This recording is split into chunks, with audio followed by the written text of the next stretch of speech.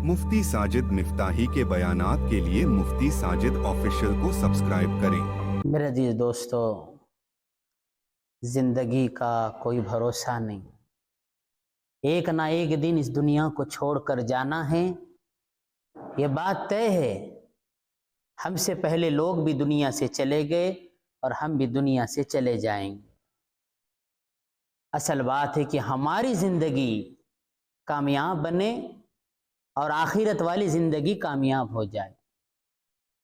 असल बात, अगर दुनिया में नेक अमाल करेंगे तो आखिरत की ज़िंदगी कामयाब होगी, पुरसुकून ज़िंदगी होगी, वरना नाकामयाबी होगी।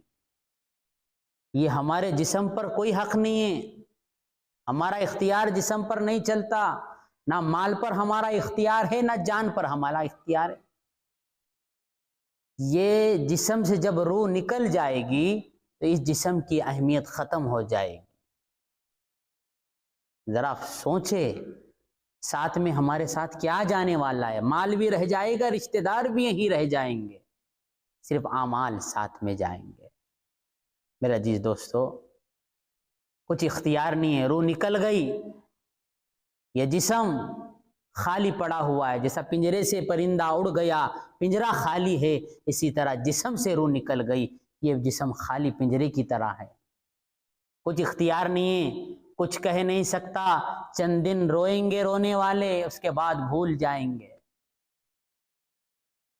वो बीवी इतनी मोहब्बत करने वाली, वो बेटा बाप से मोहब्बत करने वाला, वो बेटा बाप से मोहब्बत करने वाला, वो बाप बेटे से मोहब्बत करने वाला।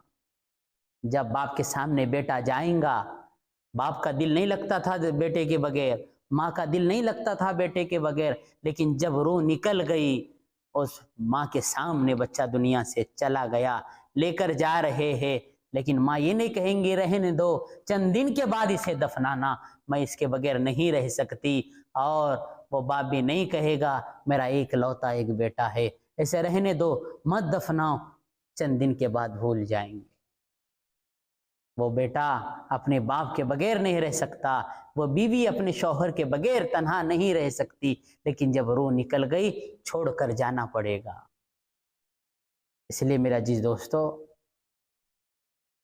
आखिरत की तैयारी करें। ये जिस्म से जब रूह निकल जाएगी ना, हमारा जिस्म पे कोई अख्तियार ही नहीं है। अल्लाह का एहसान है, अल्लाह ने हमें अबे सेहत अता की है, हमें सेहत से नवाजा है, हमें जवानी से नवाजा है, हमारे पास अभी ताकत है।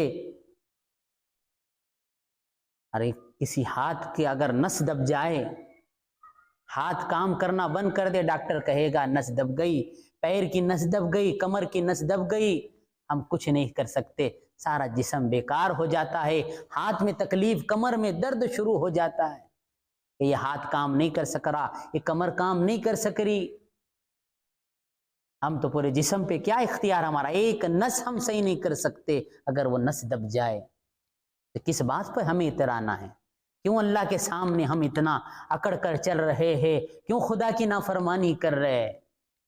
क्यों अमाल की तरफ हम रुजू नहीं कर रहे? क्यों अल्लाह की तरफ नहीं दौड़ रहे हैं? नेक अमाल का मौका मिले फौरी दौड़ जाए, नेक अमाल का मौका मिले फौरी दौड़ जाए, वरना तो बड़ा अफसोस होगा।